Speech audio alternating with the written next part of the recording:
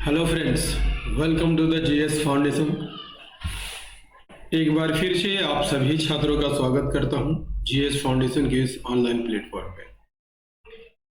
और आज के सेशन में हम लोग करने वाले हैं इंडियन हिस्ट्री के प्रश्नों को विथ एक्सप्लेनेशन और वेरी इंपॉर्टेंट क्वेश्चन को यहाँ पर कवर करेंगे दोस्तों। कुल 15 एमसीक्यू रहेंगे और बहुत ही कम समय में इस सेशन को हम समाप्त करने वाले हैं। किस एग्जाम के लिए सेशन बनाया गया है? फॉर ऑल कॉम्पिटिटिव एग्जाम, सभी एग्जाम के लिए सेशन महत्वपूर्ण रहेगा।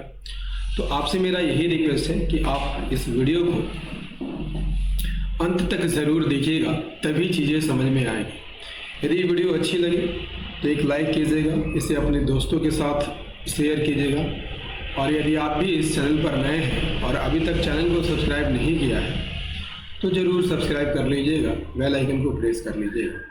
देखिए, मेरी वीडियो रोज़ाना रात को 8 बजे आती है, तो इसे आप रोज़ देखना मत भूलिएगा।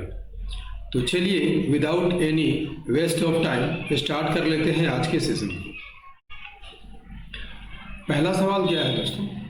पहला सवाल है, सिंधु घाटी सभ्यता थी पुरोहित प्रधान, मातृ प्रधान, वणिक प्रधान या माता पिता का समान अधिकार? तो सिंधु घाटी की सभ्यता कैसी थी?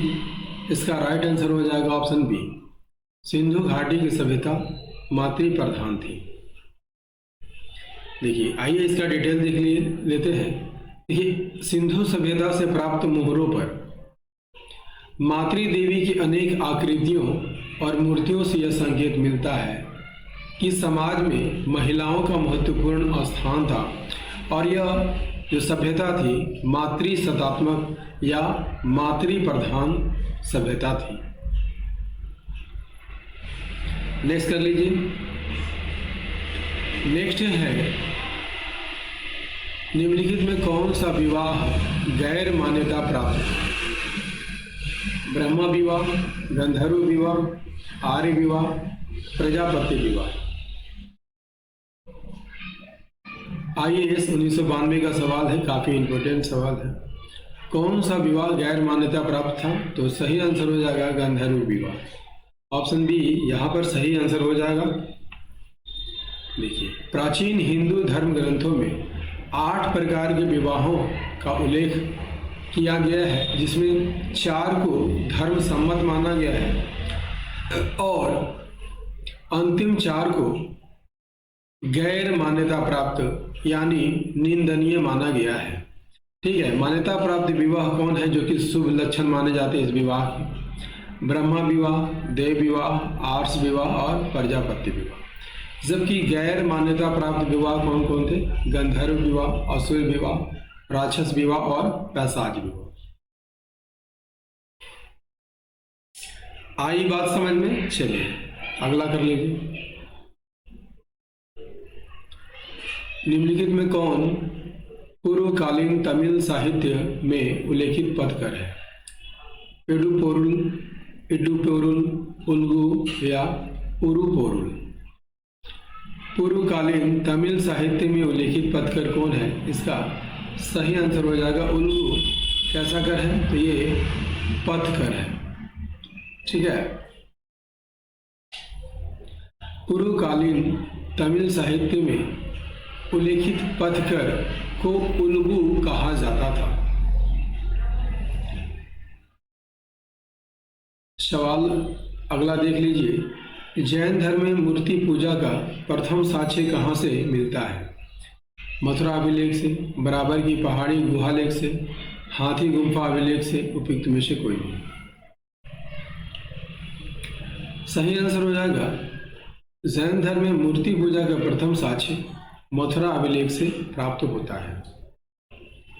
ये मथुरा अभिलेख, ठीक है, इसमें जैन धर्म में प्रारंभिक रूप से मूर्ति पूजा प्रचलित नहीं थी, परंतु बाद के काल में यह प्रचलित हो गई थी। जैन धर्म में मूर्ति पूजा का प्रथम साक्ष्य मथुरा के अभिलेखों से प्राप्त होता है, जहां तीर्थंकरों की प्रतिमाएं और उनसे संबंधित अभिलेख मिले हैं।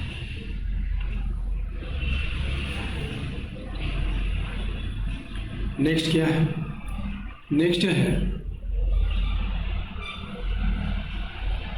निम्नलिखित में किसने कहा कि चंद्रगुप्त मौर्य ने 6 लाख सैनिकों की सेना लेकर संपूर्ण भारत को रौंद डाला था? प्लूटार्क, मेगास्थनी, टॉलमी या प्लिनी? चंद्रगुप्त मौर्य ने 6 लाख सैनिकों की सेना लेकर संपूर्ण भारत को रौंद डाला था, ये प्लूटार्क का कथन है। देखिए, प्लूटार्क यूनानी इतिहासकार था और यूनानी इतिहासकार प्लूटार्क ने लिखा है कि चंद्रगुप्त मौर्य ने 6 लाख की सेना लेकर संपूर्ण भारत को रौंद डाला था। यह कथन मौर्य साम्राज्य की विशाल सैन्य शक्ति और चंद्रगुप्त की विजयोन्मुख नीति का प्रमाण दिखाता है। अगला क्या है दोस्तों? कनिष्ककालीन विद्वान अश्वघोष ने निम्न में से किस ग्रंथ की रचना नहीं की है? बुद्धचरित की रचना की है, सूत्रालंकार की रचना की है, सारीपुत्र प्रकलन की रचना की है, जबकि महाविभाष्य की रचना नहीं की है। ठीक है, कनिष्ककालीन प्रसिद्ध विद्वान कौन थे? अश्वघोष थे। इसने बुद्धचरित, सौंदरानंद और सूत्र अलंकार जैसे ग्रंथों की रचना की है, जबकि महाविभाष्य ग्रंथ वसुबंधु से संबंधित है। ठीक है, अगला क्या है? अगला भी काफी इंपॉर्टेंट सवाल है। निम्नलिखित ग्रंथों में किसमें गुप्त वंश के बारे में जानकारी नहीं मिलता है? देवी चंद्रगुप्तम में गुप्त वंश के बारे में जानकारी मिलता है, कामसूत्र से भी गुप्त वंश की जानकारी मिलती है, शिलापीडिग्रम से भी आपको गुप्त वंश के बारे में जानकारी मिलता है, जबकि मृच्छकटिकम से गुप्त वंश के बारे में जानकारी नहीं मिलती है। मृच्छकटिकम किसकी रचना है? तो ये शूद्रक की रचना है। डिटेल देख लेते हैं। देवी चंद्रगुप्तम, यहाँ पर बात कर लिया जाए देवी चंद्रगुप्तम, तो इसकी रचना किसने की है? विशाख दत्त ने की है और इसके द्वारा रचित यह नाटक गुप्त वंश के शासक चंद्रगुप्त द्वितीय तथा रामगुप्त से संबंधित घटनाओं का वर्णन करता है। कामसूत्र ये किसने लिखा है? वात्स्यायन ने लिखा है और यह गुप्तकालीन सामाजिक जीवन की झलक देता है। शिल्पादिकरम ये दक्षिण भारत का तमिल महाकाव्य है, परंतु इसमें भी अप्रत्यक्ष रूप से गुप्तकालीन समकालीन जानकारी आपको दिखाई देती है। मृच्छकटिकम की बात कर लिया जाए तो इसकी रचना शूद्रक ने की थी और यह गुप्त काल से पूर्व की रचना मानी जाती है। आइए अगला सवाल कर लीजिए। अगला है, वर्धन वंश के महान सम्राट हर्ष ने किसकी मृत्यु के बाद राज सिंहासन ग्रहण किया था?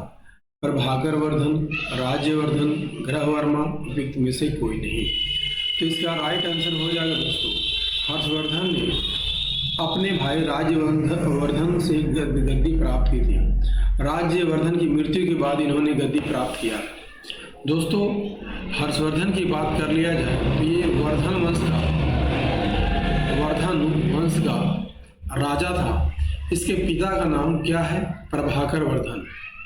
प्रभाकर वर्धन इसके पिता का नाम था। प्रभाकर वर्धन के 2 पुत्र थे, राज्यवर्धन और हर्षवर्धन। ठीक है, और एक पुत्री थी, इसका नाम था राज्यश्री। ठीक है, पूरी कहानी समझिएगा। राज्यश्री का विवाह किससे होता है? तो मौखरी वंश के, याद रखिएगा, मौखरी वंश के ग्रहवर्मा से हुआ था। ठीक है, ग्रहवर्मा से हुआ था। ग्रहवर्मा की हत्या किसने की थी? देवगुप्त ने की थी। देवगुप्त ने की थी, जो कि मालवा का शासक था। इसके बाद राज्यवर्धन देवगुप्त की हत्या कर देता है। देवगुप्त का एक मित्र शशांक, जो कि बंगाल का शासक था, राज्यवर्धन की हत्या कर देता है। इसके बाद हर्षवर्धन अपने भाई का बदला लेता है और फिर शशांक की हत्या कर देता है और राज्यवर्धन के बाद हर्षवर्धन गद्दी पर बैठता है। आई कहानी पूरी समझ में? चलिए इसका डिटेल देख लेते हैं एक बार फिर से। वर्धन वंश के महान सम्राट हर्ष ने अपने बड़े भाई राजवर्धन की मृत्यु के बाद राज सिंहासन प्राप्त किया था। हर्ष के पिता प्रभाकर वर्धन की मृत्यु के बाद उनके बड़े पुत्र राजवर्धन थानेश्वर के राजा बनते हैं। राजवर्धन ने मालवा के राजा देवगुप्त को हराया था, लेकिन बाद में बंगाल के गौड़ शासक शशांक द्वारा धोखे से उनकी हत्या कर देते हैं। भाई की मृत्यु के बाद 16 वर्ष की आयु में हर्षवर्धन गद्दी पर बैठ जाता है। आई बात समझ में? चलिए अगला सवाल कर लीजिए। किस बादामी शासक ने बल्लमेश्वर की उपाधि ग्रहण कर अश्वमेध यज्ञ किया था?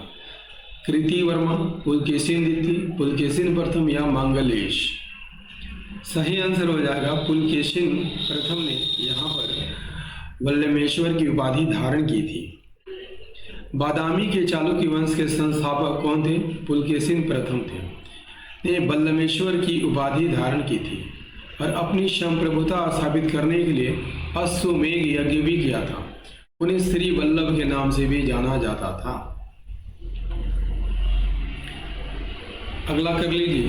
निम्नलिखित ग्रंथों में से किसकी रचना अमोद वर्ष द्वारा की गई थी? कवि राजमार्ग, गणित सार संग्रह, कर्पूर मंजरी, उपयुक्त सखी। देखिए अमोद वर्ष की रचना कवि राजमार्ग थी।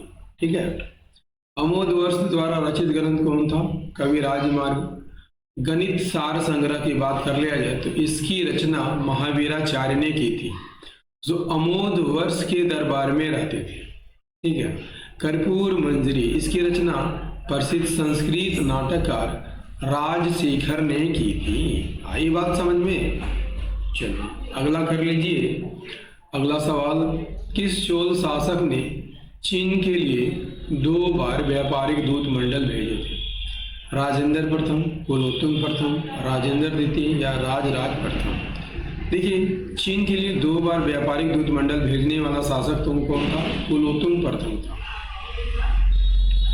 देखिए कुलोत्तुंग प्रथम ने 1077 ईस्वी में 72 व्यापारियों के एक दल को चीन भेजा था। हालांकि राजराज प्रथम और राजेंद्र प्रथम दोनों ने भी चीन के साथ व्यापारिक संबंध बनाए थे और चीन में दूतावास भेजे थे। और दोस्तों सेशन कैसा लग रहा है कमेंट करके बताइएगा, क्योंकि आपके कमेंट हमें मोटिवेशन देते हैं वीडियो बनाने के लिए। तो आप एक प्यारा सा कमेंट जरूर कर दीजिएगा। 1175 में मोहम्मद गोरी किस भारतीय राज्य पर प्रथम आक्रमण किया था? मुल्तान, थानेश्वर, अजमेर या कनौज? सही आंसर हो जाएगा दोस्तों, उन्होंने मुल्तान पर पहला आक्रमण 1175 में किया था। देखिए 1175 में मोहम्मद गोरी भारत में अपना पहला आक्रमण मुल्तान राज्य पर करता है। उस समय मुल्तान पर सिया संप्रदाय के कारामाती शासकों का नियंत्रण था, जिन्हें हराकर गोरी ने मुल्तान पर कब्जा कर लिया था। नेक्स्ट क्या है दोस्तों, आइए इसे समझते हैं। सल्तनत काल में सद्र उस सुदूर किससे संबंधित था? धर्म विभाग से, न्याय विभाग से, राजस्व विभाग से? उपयुक्त में से कोई नहीं। सल्तनत काल में सद्र उस सुदूर किससे संबंधित था? इसका सही आंसर हो जाएगा धर्म विभाग से संबंधित था। सल्तनत काल में सद्र उस सुदूर वह अधिकारी था जो धर्म और धार्मिक दान पुण्य से संबंधित कार्यों की देखरेख करता था। वह धार्मिक संस्थाओं, विद्वानों और सूफियों को अनुदान देने का काम करता था तथा इस्लामी कानून के पालन पर ध्यान देता था। चलिए अगला सवाल कर लीजिए। और सेशन यदि अच्छा लग रहा हो मित्रों तो आप सेशन को लाइक जरूर कर दीजिएगा। बहमनी राज्य की राजधानी किसके काल में गुलबर्गा से बीदर स्थानांतरित हुआ था? शिहाबुद्दीन अहमद, गयासुद्दीन ताफ्तान, शमसुद्दीन दाऊद या ताजुद्दीन फिरोज? बहमनी राज्य की राजधानी किसके काल में गुलबर्गा से बीदर स्थानांतरित हुआ था? इसका राइट आंसर हो जाएगा शिहाबुद्दीन के कार्यकाल में। देखिए, बहमनी साम्राज्य की राजधानी कहाँ थी? तो गुलबर्गा थी। गुलबर्गा से बिदर राजधानी किसने स्थानांतरित किया था? शिहाबुद्दीन अहमद ने। ठीक है, शिहाबुद्दीन अहमद को अहमद शाह प्रथम या अहमद वली शाह के नाम से भी जाना जाता था। और यह स्थानांतरण किस वर्ष किया गया था? 1425 ईस्वी में किया गया था, क्योंकि बिदर राजनीतिक रूप से बेहतर स्थान पर था, वहाँ की जलवायु अच्छी थी, वह साम्राज्य के केंद्र में स्थित था। शिहाबुद्दीन प्रथम ने नई राजधानी का परिवर्तन किया था। अगला कर लीजिए, विठल स्वामी मंदिर का निर्माण किसने करवाया था? देवराय द्वितीय, अच्युत राय, कृष्णदेव राय, देवराय प्रथम। दोस्तों, कहा जाता है कि देवराय द्वितीय ने विठल स्वामी मंदिर का निर्माण कराया था, लेकिन कृष्णदेव राय ने इसका विस्तार करवाया था। कृष्णदेव राय ने इसका विस्तार करवाया था। दोस्तों, यदि परीक्षा में इस प्रश्न का आंसर देना हो तो आप कृष्णदेव राय मारिएगा। Option C is the right answer. देखिए, विठल स्वामी मंदिर का निर्माण विजयनगर साम्राज्य के राजा देवराय द्वितीय ने 15वीं शताब्दी में शुरू किया था। हालांकि इसके प्रमुख हिस्सों और इसे भव्य स्वरूप देने में विजयनगर के सबसे प्रसिद्ध शासक कृष्णदेव राय की भूमिका महत्वपूर्ण थी, जिसके शासनकाल के दौरान मंदिर का विस्तार और संवर्धन किया गया था। तो अगले सवाल की ओर बढ़ने से पहले आप सभी छात्रों से मेरा रिक्वेस्ट रहेगा कि आप सेशन को लाइक कर दीजिएगा। दोस्तों, इंडियन हिस्ट्री का ये सेशन आपको कैसा लगा? उम्मीद करता हूँ दोस्तों ये सेशन आपके एग्ज़ाम की दृष्टिकोण से महत्वपूर्ण था और ये आपको बहुत अच्छा लगा होगा, ऐसा मैं मानता हूँ दोस्तों। तो यदि सेशन आपको अच्छा लगा है तो एक लाइक कीजिएगा। इस वीडियो को आप अपने दोस्तों के साथ ज़रूर शेयर कर दीजिएगा। और यदि आप भी इस चैनल पर नए हैं और अभी तक चैनल को सब्सक्राइब नहीं किया है दोस्तों, तो चैनल को ज़रूर सब्सक्राइब कर लीजिएगा और बेल आइकन को प्रेस करना मत भूलिएगा। मिलते हैं अगले सेशन में, तब तक के लिए जय हिंद, धन्यवाद।